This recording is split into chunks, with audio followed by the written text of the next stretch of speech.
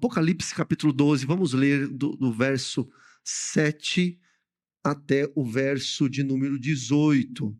Então estourou a guerra no céu. Miguel e os seus anjos lutaram contra o dragão. Também o dragão e os seus anjos lutaram, mas não conseguiram sair vitoriosos, e não havia mais lugar para eles no céu. E foi expulso o grande dragão, a antiga serpente, que se chama Diabo e Satanás, o sedutor de todo o mundo. Ele foi atirado para a terra, e com ele os seus anjos. Então ouvi uma voz forte no céu, proclamando: agora veio a salvação, o poder, o reino do nosso Deus e a autoridade do seu Cristo, pois foi expulso o acusador de nossos irmãos, o mesmo que os acusa de dia e de noite diante do nosso Deus. Verso 11, eles o venceram por causa do sangue do Cordeiro e por causa da palavra do testemunho que deram. E mesmo diante da morte, não amaram a própria vida. Por isso, alegrem-se, ó céus, e vocês que neles habitam. Ai da terra e do mar, pois o diabo desceu até vocês, cheio de fúria, sabendo que pouco tempo lhe resta. Quando o dragão viu que tinha sido atirado para a terra, perseguiu a mulher que tinha dado à luz o filho do homem. Mas foram dadas à mulher as duas asas de grande águia, para que voasse para o deserto, para o seu lugar, aí onde é sustentada durante um tempo, tempos e metade de um tempo, fora do alcance da serpente. Então a serpente lançou da boca água como um rio atrás da mulher, a fim de fazer com que ela fosse arrastada pelas águas. A terra, porém, socorreu a mulher. Abriu a sua boca e engoliu o rio que o dragão tinha lançado de sua boca. O dragão ficou irado com a mulher e foi travar guerra com o restante da descendência dela, ou seja, os que guardam os mandamentos de Deus e têm o testemunho de Jesus. E o dragão se pôs em pé sobre a areia do mar. Feche seus olhos, vamos orar mais uma vez ao Senhor. Convido você a fechar os seus olhos e falar com Deus nesse momento. Peça a Deus por sua vida. Cantamos louvor ao Senhor. Jesus está aqui no nosso meio. Então aí no teu cantinho, mesmo que silenciosamente, fale com Deus. Fale com o Senhor nessa hora. Peça perdão dos teus pecados. Estamos diante da palavra de Deus, algo tão sério, uma mensagem tão profunda como essa que acabamos de ler. Rogue ao Deus eterno para que Ele dê ao teu coração temor diante dEle. Porque a gente vai vivendo com tanta coisa aqui nesse mundo e envolvido com tantas responsabilidades, tantas atividades, e a gente vai até perdendo o temor diante do Altíssimo. Peça para que o Senhor lhe dê temor. Peça ao Senhor agora por arrependimento. Isso é a ação do Espírito. É o Espírito Santo que conduz o nosso coração ao arrependimento verdadeiro, que vai gerar transformação em nossas vidas. Ore agora a Jesus. Peça pela sua família, pelo seu lar. Deus amado, Deus bendito, obrigado, Senhor. Estamos aqui na tua casa, Pai Santo. Nos achegamos agora diante do Senhor com o nosso coração contrito. Invocamos a tua presença. Tu és bem-vindo aqui, Deus Pai, Deus Filho, Deus Espírito Santo. Esse culto, Pai, está acontecendo para a honra e para a glória do teu santo nome.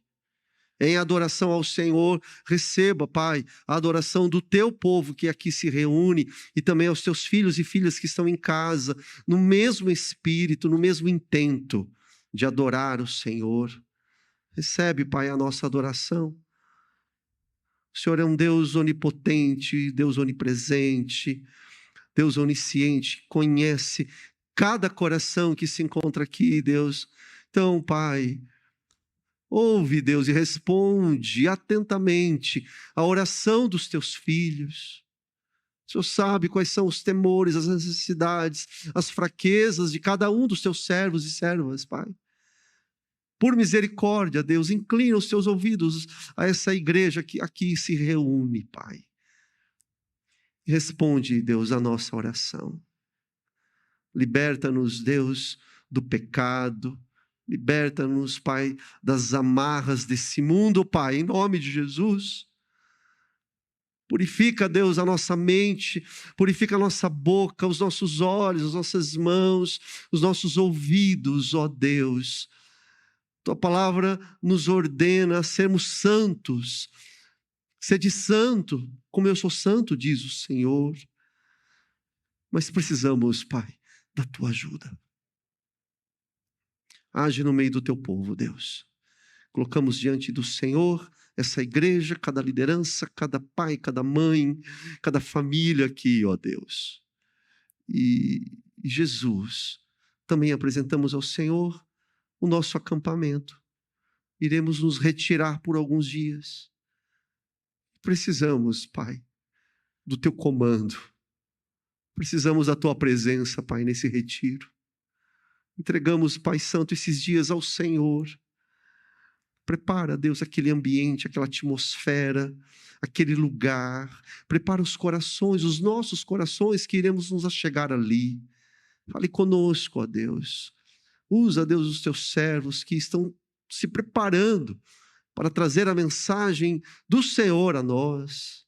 Usa eles, Senhor, e fale ao nosso coração. Abençoe a tua igreja, vivifica a tua obra, Pai Santo, para a glória do teu nome. E Deus, em nome de Jesus, nós clamamos a ti. Livra-nos, Pai, de qualquer mal ali naquele lugar. Por favor, Deus, protege-nos, protege as crianças de qualquer acidente, mínimo que seja, Pai.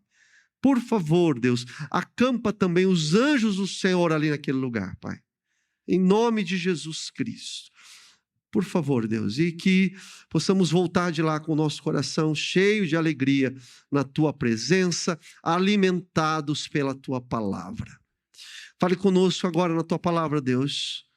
Oh, Deus, nos ajude a compreender as Escrituras.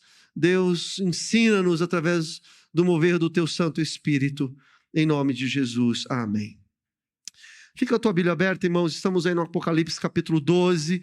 Capítulo 12, nós comentamos, ele inicia com uma mudança rápida, com uma mudança abrupta, porque nós estávamos ali no capítulo 11, e no capítulo 11 nós tivemos o encerramento da 7ª trombeta. Dá uma olhada na tua Bíblia. Aí, de repente, chegamos aqui no capítulo 12 e temos dito que o capítulo 12 é como uma recapitulação do projeto de redenção de Deus. É justamente, e é lindo, é maravilhoso. Você olha para o capítulo 12, se o irmão, se a irmã estiver atento à leitura, que você vai ver de uma forma clara, nítida, Deus reforçando, revelando o seu projeto de redenção. Aqui no verso 4, por exemplo, está falando do dragão, e o próprio texto vai dizer que esse dragão é aquela antiga serpente lá do Éden, ou seja, é o próprio Satanás. E diz aqui o verso 4 que o dragão se deteve em frente da mulher, e a mulher estava para dar à luz, e ele se deteve ali para devorar o filho quando nascesse. Está vendo aí? Finalzinho aí do verso, a parte B do verso 4. E por que ele quer devorar? E a gente está trabalhando nisso, já nos encontramos e falamos no capítulo 12, porque esse dragão, a antiga serpente, sabe muito bem que o descendente da mulher está destinado a ferir a cabeça de Satanás. Como assim, pastor? Daí assista os nossos encontros anteriores, ou dê uma olhadinha na tua Bíblia em Gênesis capítulo 3, verso 15, você vai ver que o próprio Deus disse que o filho da mulher pisaria a cabeça da serpente. Então, essa antiga serpente sabe muito bem que o filho da mulher está destinado a pisar na cabeça, ferir a sua cabeça, a cabeça da serpente. Nós vimos, meus irmãos, também no nosso último encontro, as muitas tentativas desse dragão, as muitas tentativas de Satanás de impedir que o Messias viesse ao mundo. E aí nós citamos diversos acontecimentos na história e toda tentativa do mal para impedir o nascimento do Messias, o filho da mulher, toda tentativa não deu certo, né? Toda tentativa que a gente vê no Antigo Testamento caiu por terra, e aí nós lemos aqui no capítulo 12 que o dragão, portanto, ele passa a perseguir o filho dessa mulher, já que a tentativa, entenda isso, a tentativa de evitar que ele nascesse. Falamos várias coisas, né? Desde Abel, a antiga semente,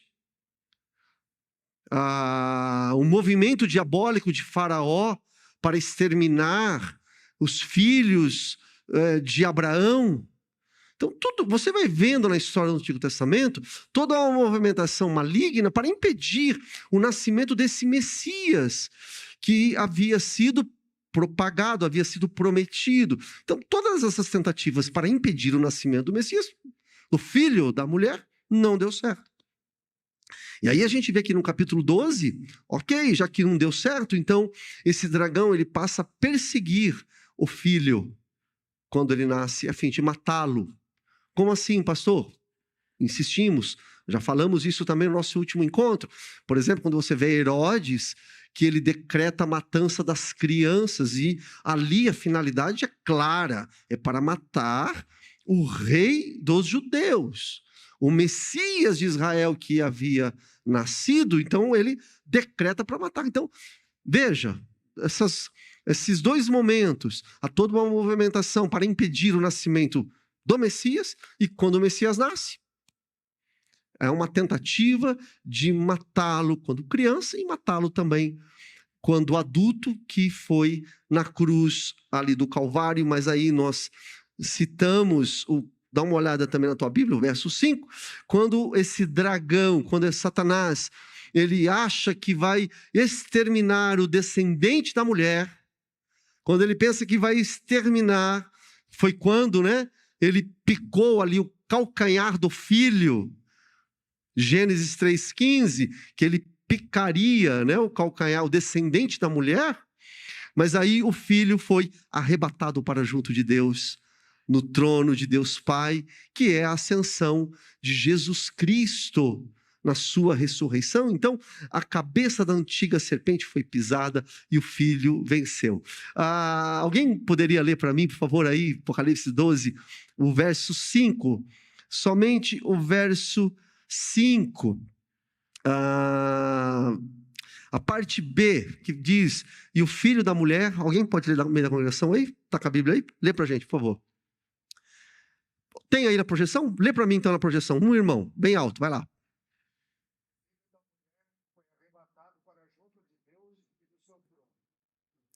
Viu aí? Filho da mulher foi arrebatado para Deus até o seu trono. Quer dizer, glórias ao Senhor. Comentei semana passada, esse é um versículo que você tem que ter na memória. Você não pode esquecer disso aqui, né? Fantástico. Aqui o filho venceu, um dos versículos que mais saltam aos nossos olhos. O fracasso do dragão, o fracasso da serpente, o fracasso de Satanás, a vitória do nosso Cristo, que foi arrebatado aos céus, ascendeu aos céus, conforme descrito em Atos capítulo 1, verso 9.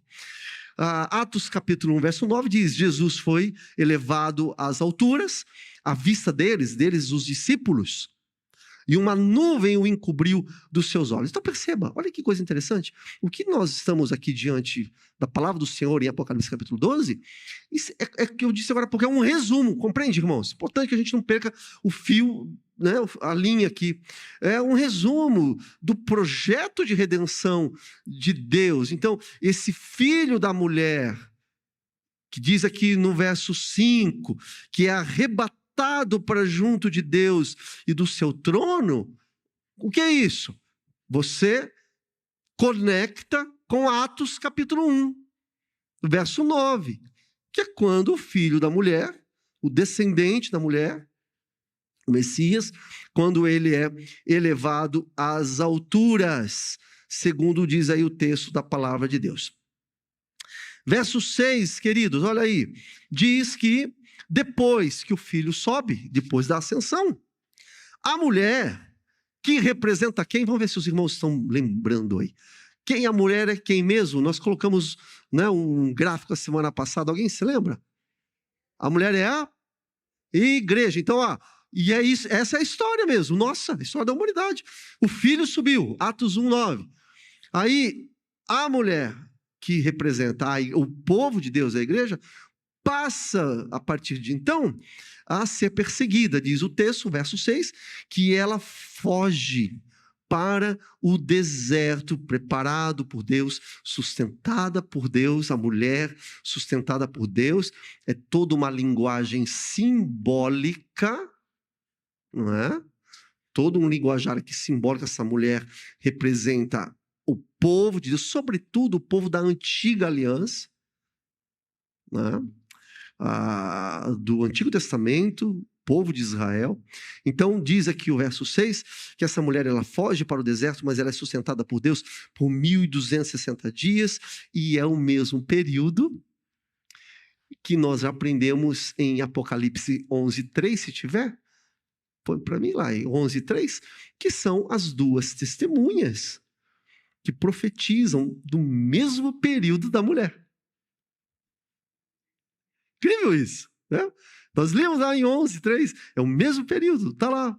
Aí você chega no 12, agora a mulher vai para o deserto, o mesmo período. O que é isso? São quantos 1260 dias? Não, não são quantos, é o mesmo, é a mesma coisa.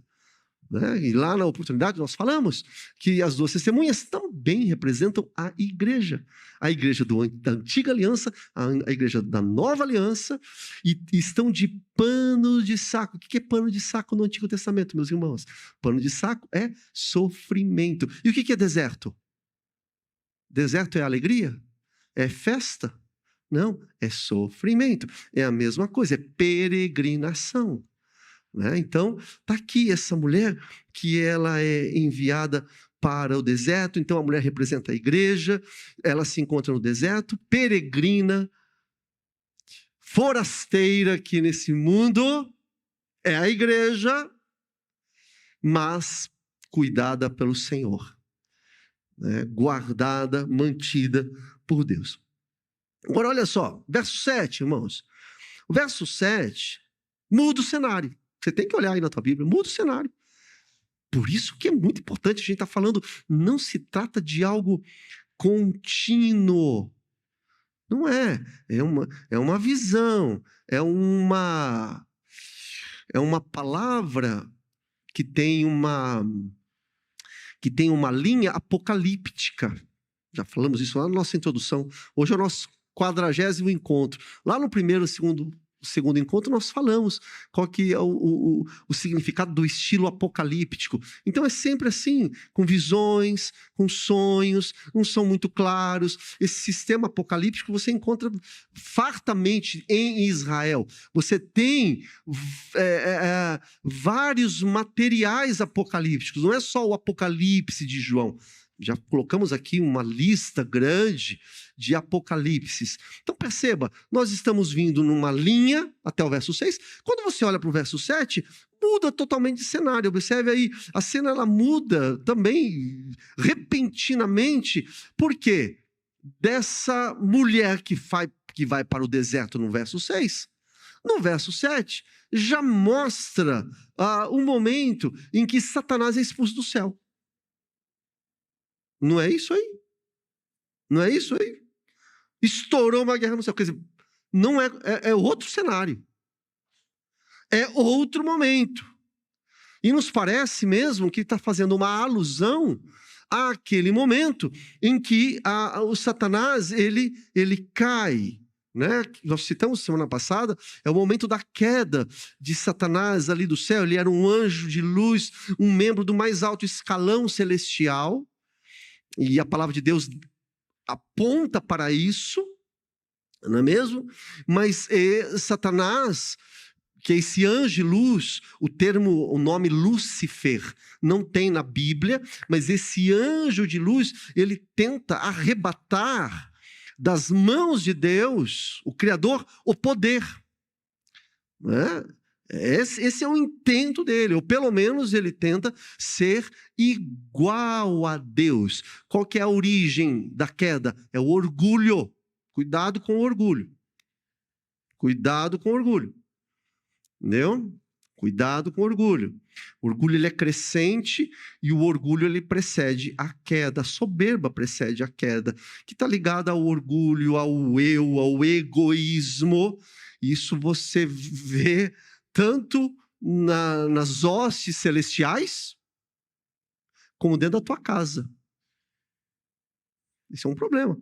Como na empresa e também dentro da igreja. Também dentro da igreja. Não é? Então, ele tenta ser igual a Deus e a palavra do Senhor, Jesus fala, né, que ele viu a queda de Satanás, colocamos isso semana passada. Jesus fala, eu vi Satanás caindo, essa queda de Satanás, e essa revolta de Satanás, que é o adversário, terminou, meus irmãos, produzindo uma divisão de 1/3, segundo o Apocalipse, da lealdade daqueles anjos que tinham sido criados por Deus. Então tem essa divisão, 1/3 parte dos seres angelicais transferiu a lealdade, irmão Elias, que eles tinham a Deus, transferiram essa lealdade para o próprio Satanás. Olha o verso 4, dá uma olhada, não está aí, mas você vai ver na tua Bíblia aí, ó. Diz aí, a sua cauda arrastou a 1/3 parte das estrelas do céu. Então essa linguagem figurada, né, a queda desse 1/4. E voltando aqui, meus irmãos, para o verso que nós estamos lendo, estourou a guerra no céu. E Miguel, verso 7, volta para a tua Bíblia, verso 7. Miguel e os seus anjos lutaram contra quem? Contra o dragão. Coloca para mim em Daniel, capítulo 10, nós já vimos, já estudamos, em Daniel nós encontramos esse Miguel. Miguel aí, um dos príncipes mais importantes, veio me ajudar. Está lá no 10:13. Miguel, o príncipe, 10:21. O 12:1 tem aí também? Se levantará Miguel, o grande príncipe. Então, olha só, Daniel nos dá a referência, o livro de Daniel, quem é esse Miguel? Que é um anjo guardião de Israel, e aqui no Apocalipse 12, verso 7, ele luta contra o dragão e os seus anjos, e aqueles anjos rebeldes, 1/3, eles são expulsos. Não é? Olha o verso 8. Não conseguiram sair vitoriosos, e não havia lugar para eles aonde, meus irmãos? E o verso 9, o que aconteceu? Foram o quê? Foi expulso o dragão, diga a serpente, olha lá, a serpente lá do Gênesis, lá do Éden, que se chamava Diabo, e Satanás, o sedutor de todo mundo. E o que aconteceu com ele? Ele foi atirado para onde? E ele veio sozinho? Com os anjos, está lá. Olha que fantástico, eu acho fantástico um negócio desse. Está tudo explicadinho quando a gente para ler. É maravilhoso, olha só, não teve mais lugar para esse dragão lá no céu, para a antiga serpente. Isso mostra, meus irmãos, que Satanás, para quem tem medo de Satanás, Satanás é um ser limitado. Quando você lê aqui o texto, não tem como você chegar em outra conclusão. Ele é um ser limitado. Ele não poderia mais tentar ninguém lá no céu. Já deu para ele. Foi atirado na terra. todos os seus anjos. Hoje, eu estou falando isso porque hoje muitas pessoas superestimam, muitos crentes superestimam o poder do diabo, né? Dão muita vazão para Satanás. Só que é o seguinte, Satanás já foi vencido por Jesus Cristo. Já está vencido. E quem é de Jesus, quem pertence a Jesus, quem entregou seu coração a Jesus, quem tem a marca do sangue do Cordeiro, quem é selado pelo sangue do Cordeiro, está debaixo de um domínio amplo e pleno de Jesus Cristo e não do diabo. Quem comanda a sua vida, meu irmão, minha irmã? É Jesus, é Deus. Plenamente é Jesus. Ele é tão derrotado, eu já adiantei aqui, eu passo, coloquei aqui. Só no Apocalipse a gente vê 3 vezes a derrota dele, progressiva. Põe para mim, olha lá, você vai ver. Ele cai do céu para a terra, que é onde nós estamos agora. Caiu, pá! Daí quando a gente chegar lá no 23, você vai ver que ele cai da terra para o abismo. É só é queda direta. Como é que um avião cai? Queda livre. Pá! E você vai encontrar depois, no verso 10, é do abismo para o lago de fogo. É queda livre.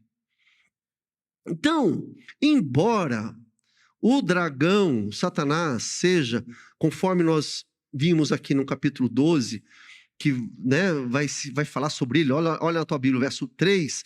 O verso 3 aponta algumas características dele, e eu coloquei aqui só para a gente ficar facinho para nós. Coloca aí as características, né, do dragão. Né? Ele é grande, tá? Megas, está vendo lá em grego?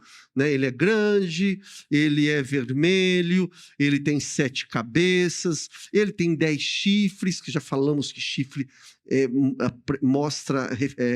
refere-se a poder. Ele tem diademas nas suas 7 cabeças, né? 7 diademas, a cauda dele arrasta uma terça parte dos anjos, ele é sedutor, ele é temido, ele é acusador, está tudo isso aqui no capítulo 12, só que ele está derrotado. Ele está derrotado, e a vitória está assegurada para quem é de Cristo Jesus.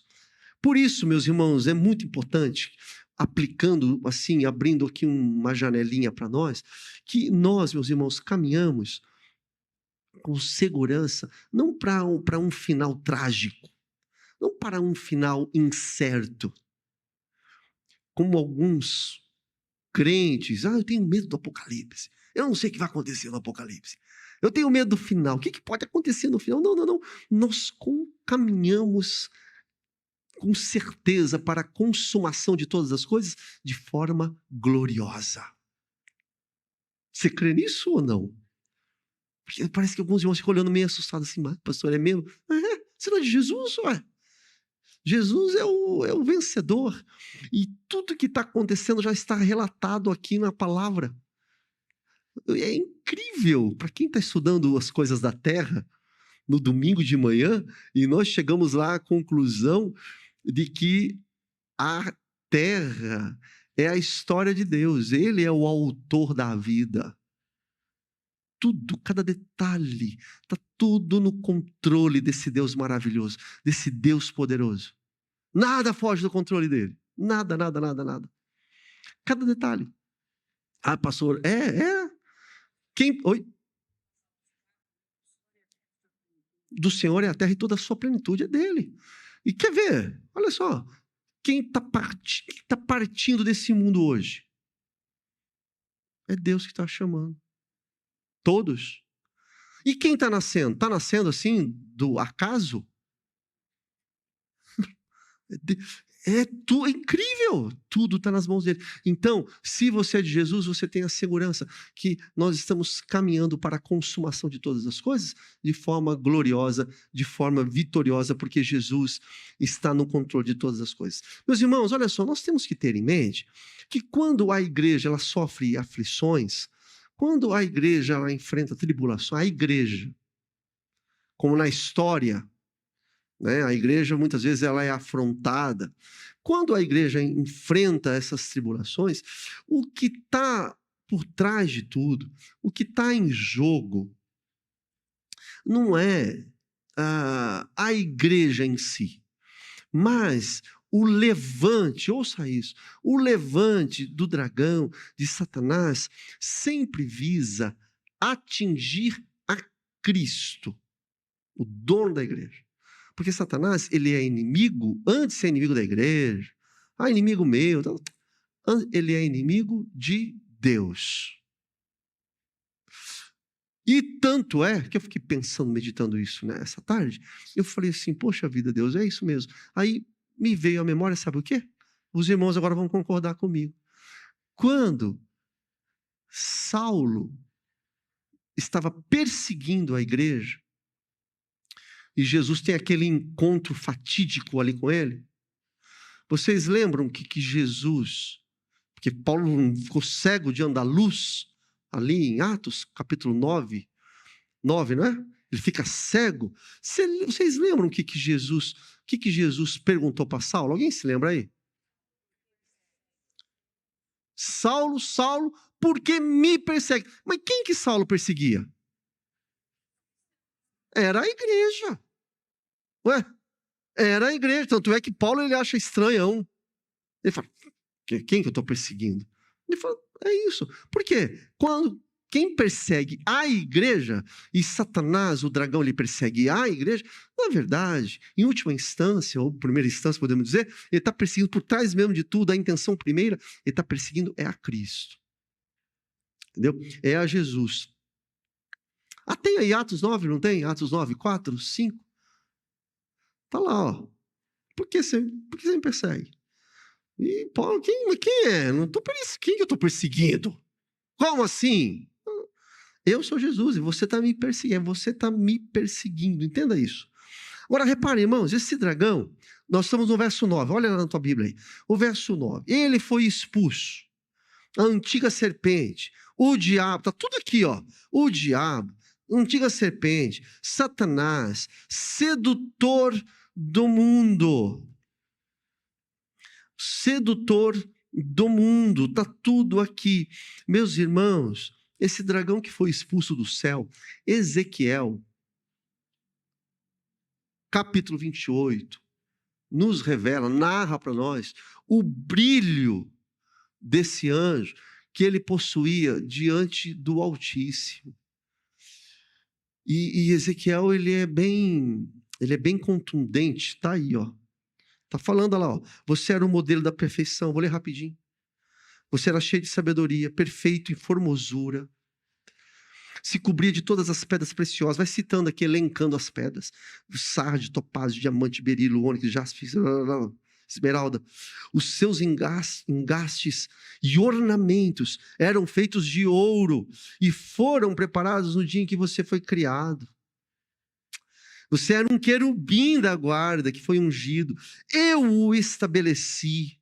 Você permanecia no Monte Santo de Deus e andava no meio das pedras brilhantes. Você era perfeito nos seus caminhos, desde o dia em que foi criado até o quê? Está em letra maiúscula aí. Até o quê? Que se achou iniquidade em você. Se você for um bom leitor, você vai saber. Se você olhar aí o Ezequiel, é claro que o texto se refere ao imperador ali, ao rei Tiro, né? Então, rei de Tiro. Então, o texto diretamente está falando desse rei de Tiro. Agora, evidentemente que tem uma aplicação espiritual muito maior. Simples, pelo simples fato, quando você lê aqui, obviamente, que esse rei de Tiro, ele não era o querubim da guarda do Senhor. Claro que, entendeu? É uma mensagem que é para o rei de Tiro, mas tem uma intenção espiritual aqui muito, muito profunda, né? Porque o texto ele é muito claro. Você permanecia no Monte Santo de Deus, andava no meio das pedras brilhantes, e você era o querubim da guarda, ungido por Deus, até que se achou iniquidade em você. Achou iniquidade nele. Volta para o Apocalipse capítulo 12, aqui no verso 9. diz que ele foi expulso da presença do Senhor, essa antiga serpente, o diabo, né, esse dragão e todos os seus anjos. E aí você chega aqui no verso 10, está vendo aí? Aí tem um louvor. No verso 10, veio a salvação, o poder, o reino do nosso Deus, a autoridade do seu Cristo, pois foi... Quem que foi expulso, gente? O acusador. E o acusador foi expulso. E ele é o acusador. Lembra lá de Jó? Está lembrado de Jó, não? Ele é o acusador. Ele chega para acusar. Né? Esse é um dos princípios ali da postura de Satanás. Ele é um acusador. Mas aí nós chegamos ali em Romanos. Romanos nos revela essa gloriosa palavra que diz ali em capítulo 8, versos 33 e 34. Quando cantamos até um trechinho no domingo, hein, Mar? Quem tentará contra o braço forte, aqui quem tentará acusação contra os eleitos do Senhor? Quem vai tentar? Não tem, quem que vai acusar?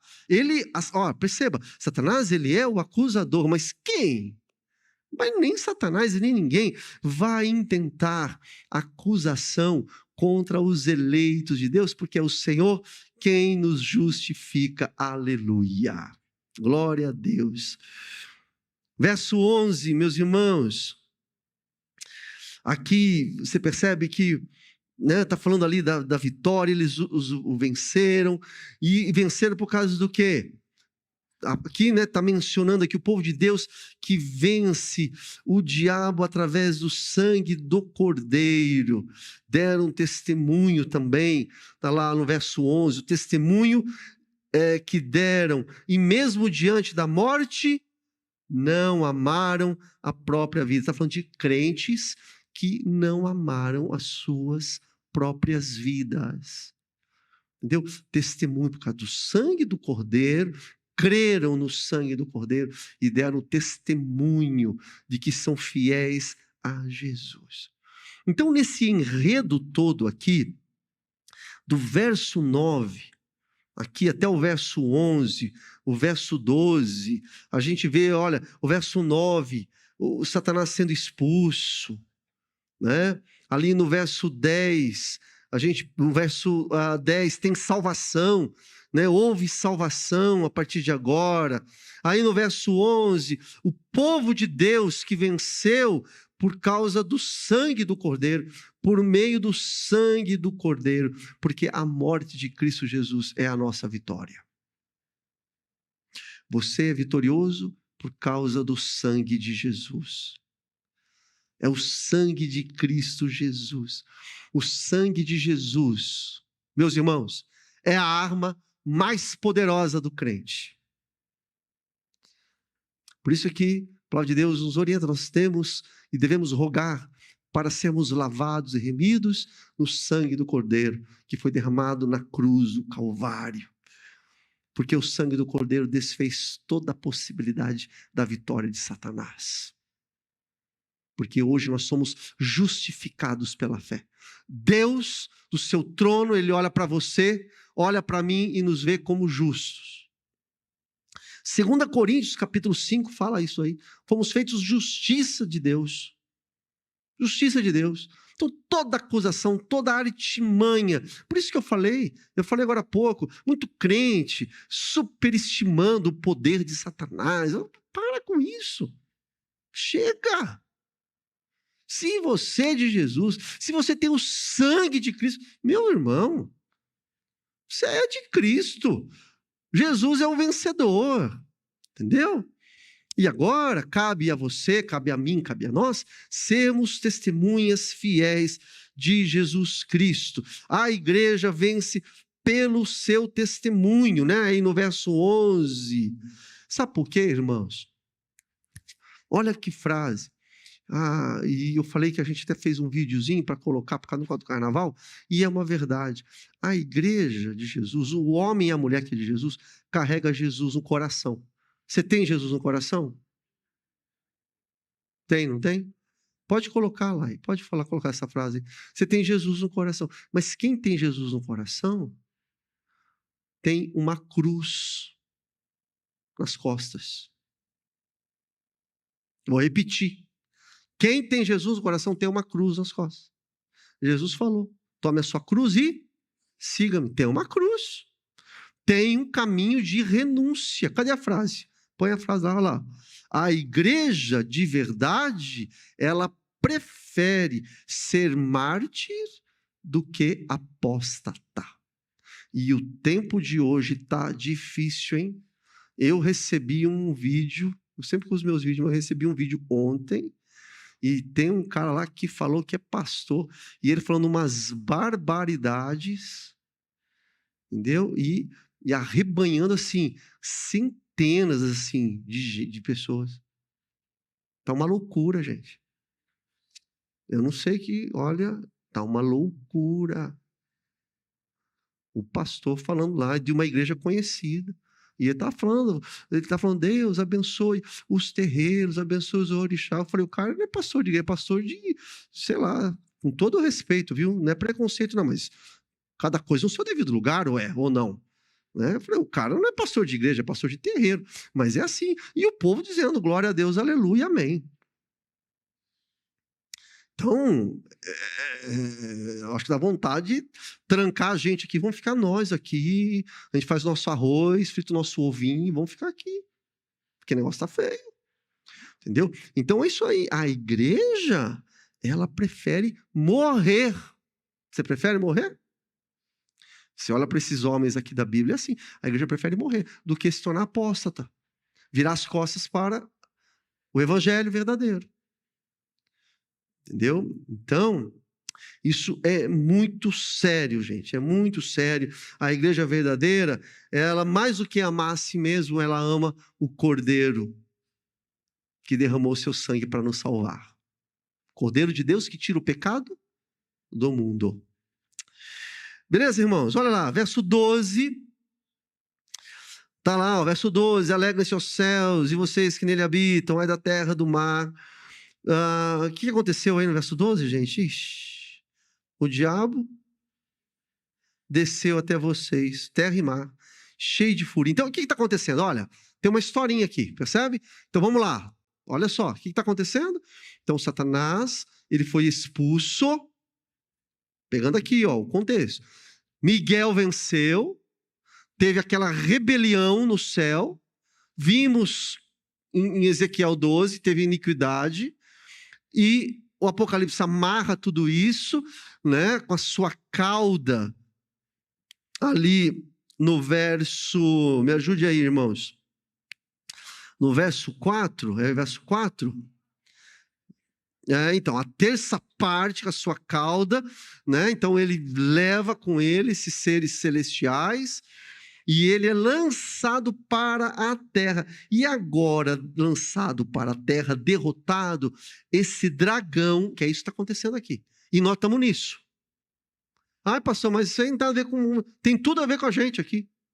Esse dragão, ele é lançado para a terra cheio de fúria, de cólera, de ódio, de vingança. Entendeu? De vingança para tentar destruir o filho, não consegue destruir o filho, e depois vai tentar destruir a mulher, que é a igreja, e mais pra frente a gente vai ver que ele tenta destruir os descendentes da mulher, que é a igreja gentílica, que a gente vai chegar aqui daqui a pouco. Agora, olha só, pouco tempo resta, porque está dizendo o finalzinho do verso 12, eu estou enganado, está falando isso aí ou não? Olha só, ele desce cheio de fúria, acompanha na tua Bíblia, final do verso 12, cheio de fúria, sabendo o que, meus irmãos? Que pouco tempo, acompanha na tua Bíblia, pouco tempo lhe resta, um tempo, 2 tempos, metade de um tempo, 1260 dias, o texto de Daniel fala isso, o Apocalipse está toda hora batendo nessa tecla, esse meio tempo que as pessoas querem descobrir, 3 anos e meio, vão dizer, né, alguns escatologistas, principalmente os pré-milenistas, aquela coisa toda, mas não importa, o fato é o seguinte, que esse é o tempo misterioso de Deus, e tem esse tempo em que ele é lançado para a terra, e ele vem para atormentar, ele vem tentar destruir essa serpente que é Satanás, que foi golpeado ali na cruz, em sua cabeça, na cruz do Calvário, ele passa a perseguir a mulher, porque olha aí o verso de número 13, quando o dragão viu que tinha sido Está claro aqui, ó, atirado na terra. Ele passa a perseguir quem? A mulher que deu luz a quem? Ao filho. É a igreja. Entendeu? E, sobretudo, a mulher que dá o filho, dá luz ao filho, é essa igreja da primeira aliança, o povo de Deus, do primeiro pacto. Nós estamos ali ainda.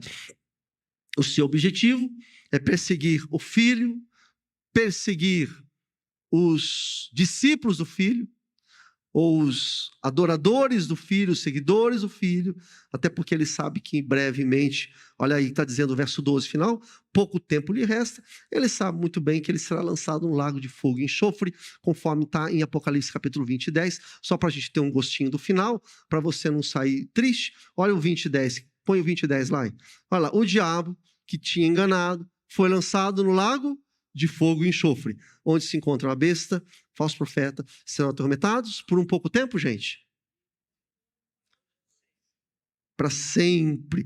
E esse é o próximo passo da história, a sua prisão eterna, e ele sabe disso, isso já está decretado, o tempo dele é curto. Então, perceba, meus irmãos, de forma simbólica, metaforicamente, de uma forma metafórica, o texto de João, esse texto apocalíptico que ele está escrevendo para 7 igrejas, não é diretamente para o Estoril, ele escreve para 7 igrejas, e os contemporâneos de João entendem completamente o que ele está escrevendo, entendeu? Os seus leitores primeiro, lá no século I, compreendem o que João está escrevendo, e aí ele está dizendo que essa é a mulher é a igreja, e a mulher recebe, olha que coisa estranha, olha aí o verso 14, vamos terminar o capítulo 12 hoje, olha aí o verso 14, o que ela ganhou, meus irmãos? Ganhou asas, né? Se a gente puxa, a mulher é a igreja, eu fiz aqui puxei aqui para os irmãos perceber, em Apocalipse 7, põe lá aí, Apocalipse 7, a igreja ganha selo. No Apocalipse 11, ela tem lá uma medida, né? Para aqueles que adoram no santuário, já passamos pelo 11. Aqui no 3, a mulher sendo a igreja, recebe as asas. Veja como Deus, ele é criativo. Eu fiquei pensando nisso daí. Porque a mulher, ela ganha asas. E ela ganha asas para ser levada para onde? Acompanhe isso aqui. Para onde que a mulher está sendo levada, gente? Para o deserto, ela ganha asas. Eu fiquei pensando, olha como Deus é criativo. A serpente, qual que é a forma de locomover dela? A serpente, como que ela está rastejando. Olha como que Deus livra. Porque é tudo metafórico, é tudo simbólico. Entendeu? Não é literal, não é isso. A serpente é isso aí, é um animal que rasteja. Venenoso, traiçoeiro, rasteja. A mulher, a igreja, recebe essas asas e ela é lançada para o céu. E veja, aí você começa a vasculhar, olha o que nós encontramos em Êxodo, capítulo 19. Olha só o sentido dessa informação. Deus usou a mesma metáfora para falar para o povo de Israel, meus irmãos. Deus falando, vocês viram o que eu fiz aos egípcios e como levei vocês sobre...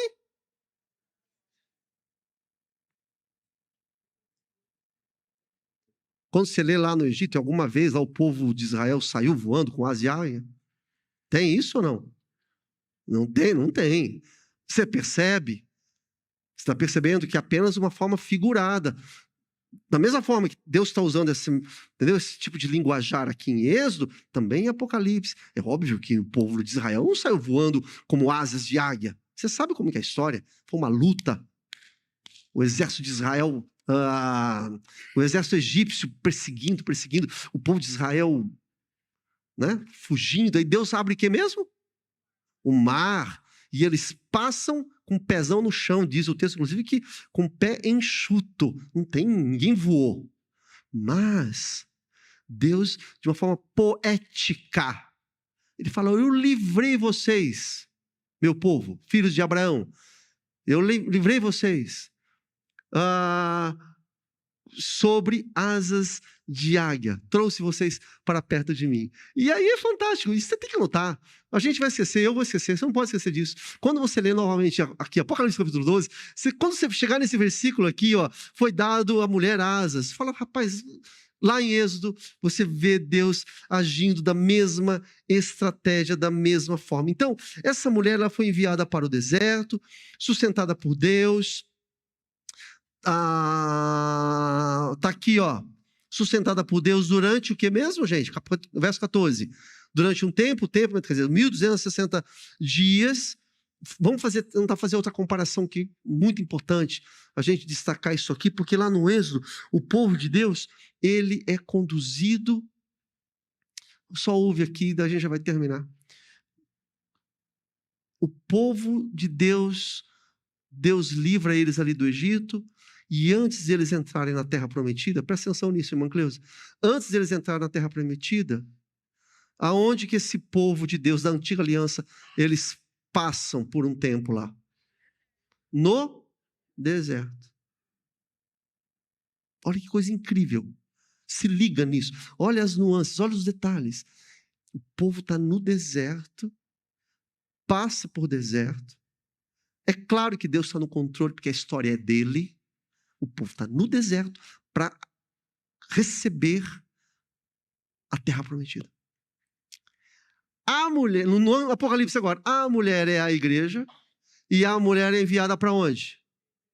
Para o deserto. E a igreja que está no deserto aguarda o quê? A nossa terra prometida. Aguardamos entrar no reino de Deus.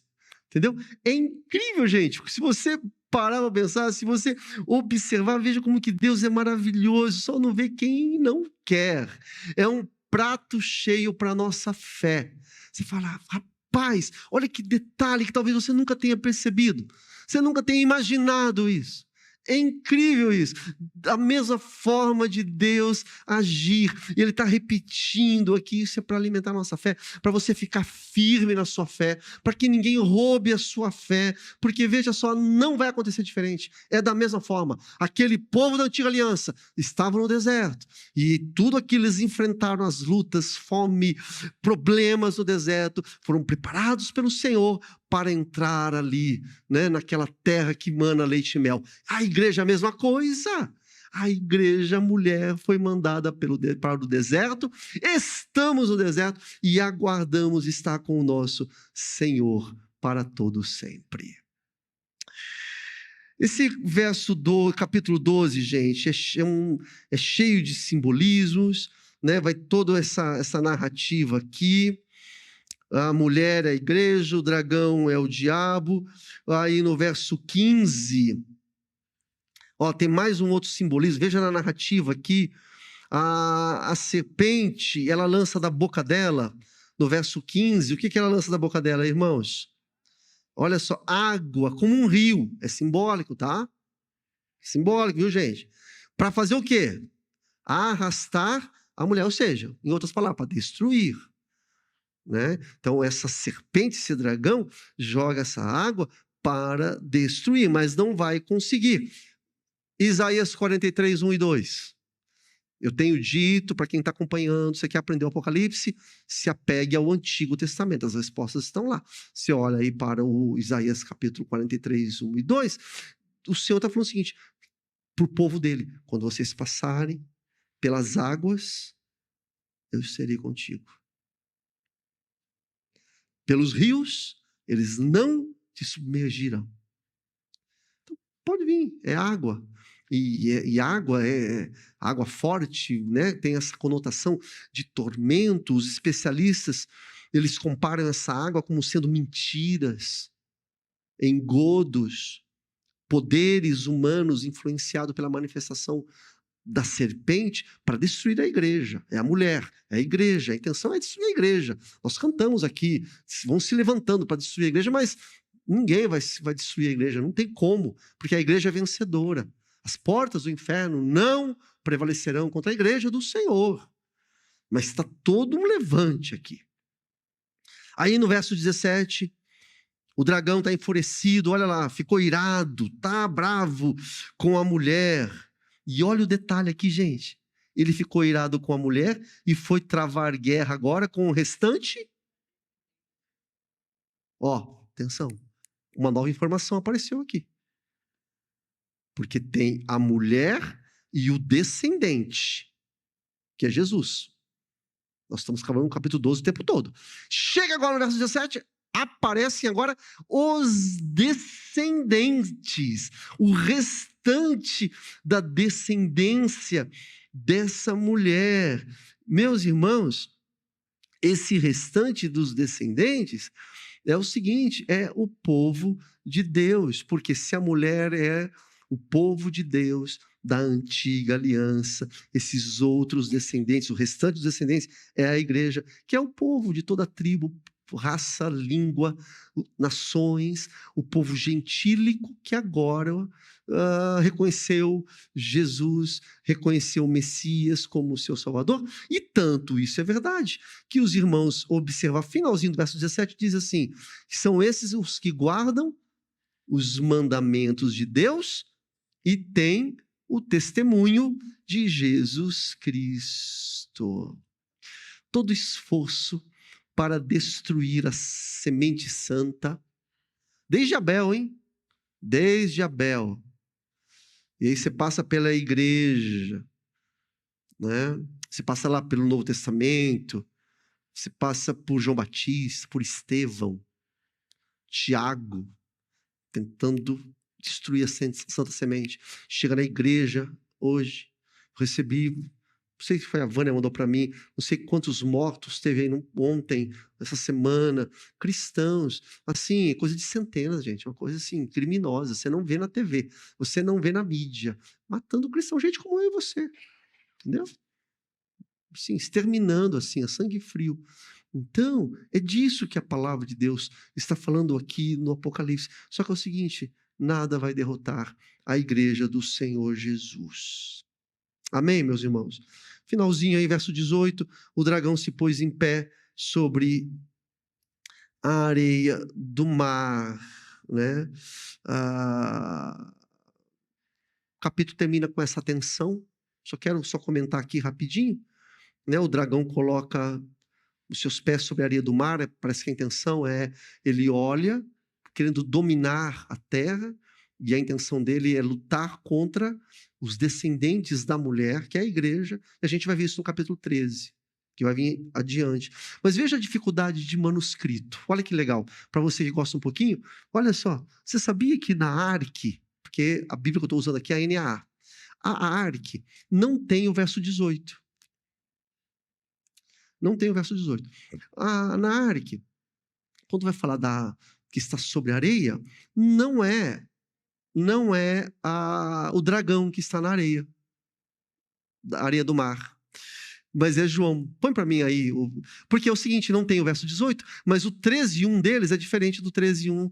Você vê, isso é a dificuldade que tem, né, de todos os manuscritos, as traduções de manuscritos, e isso é realmente uma dificuldade. Mas olha que está na área, que a 13:1 diz assim, o capítulo 13, verso 1 diz assim, ó, é João falando, tá? E eu pus-me sobre a areia do mar e vi, ele, João, viu subir do mar uma besta que tinha 7 cabeças e 10 chifres.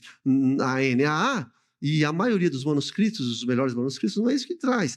O verso 18 diz assim, ó, e o dragão se pôs em pé sobre a areia do mar. E é ele que vai ver no capítulo 13, né, subir essa besta ali do mar. Os melhores manuscritos e traduções concordam com essa versão que nós temos aqui da NAA, trazem o dragão na areia do mar, é o dragão que chama, inclusive, a besta da profundeza do mar para trazer engano, nós vamos ver no capítulo 13, sobre a humanidade e para perseguir, é um instrumento de perseguição final contra a igreja do Senhor. Então, meus irmãos, Satanás, ele fará de tudo para destruir a igreja de Jesus. Sabe por quê? Porque isso já está escrito. Não tem novidade. E foi escrito por quem? Por quem, gente? por quem foi escrito? Por Deus. A história dele foi escrito por ele, Apocalipse. Já está escrito. Ele vai se levantar em fúria, colérico. Ele vai se levantar, mas já está derrotado. E quem é de Cristo vencerá com o seu Senhor. Essa é a nossa confiança, essa é a nossa segurança. Por isso podemos voltar para casa com alegria, com nosso coração animado, certos de que o Senhor tem cuidado de nós. Amém, gente? Vamos ficar em pé, vamos orar. Quarta que vem não teremos. Na próxima quarta, Deus nos dando condições, nós entraremos no capítulo 13. Ore ao Senhor, agradeça a Deus com temor no teu coração. Pai amado, obrigado, Deus, porque o Senhor é fiel. Obrigado, Deus, que o Senhor escolheu os pequenos, aqueles que não são reconhecidos no mundo, não são sábios, os muitas vezes incapazes, mas o Senhor abriu os nossos olhos e aqui estamos nós, para render ao Senhor toda a honra e toda a glória, e reconhecemos que Tu és o dono da vida, Pai, e toda a glória e toda a honra pertence ao Senhor.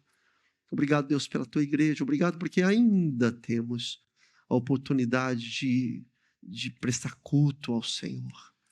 Obrigado, não sabemos até quando teremos essa liberdade, mas firma os nossos corações, Pai. A gente sabe que no momento de perseguição, a apostasia se multiplica muito, Pai, porque muitos acabam negando a sua fé, muitos acabam abandonando seguir a Cristo. Mas, Deus, tenha misericórdia e que possamos aprender nesses momentos de liberdade, Deus, a ouvir a Tua palavra, que a Tua palavra possa edificar a nossa fé em Cristo Jesus e saber que tudo isso já está escrito, Pai, não tem novidade nenhuma, e é o Senhor quem está no controle da história humana, é o Senhor que está no controle da história da igreja, a igreja é Tua, é o Teu povo, Deus, louvado seja o Teu nome por isso, fique conosco, continue nos abençoando, Pai, iremos cantar ao Senhor, receba o nosso louvor, receba o nosso cantar, e Deus, mais uma vez, dirija a Tua igreja, Pai, até aquele acampamento e prepare para nós dias maravilhosos onde cresceremos na Tua presença e viveremos cada vez mais para a Tua glória. Fique conosco, oramos em nome de Jesus. Amém.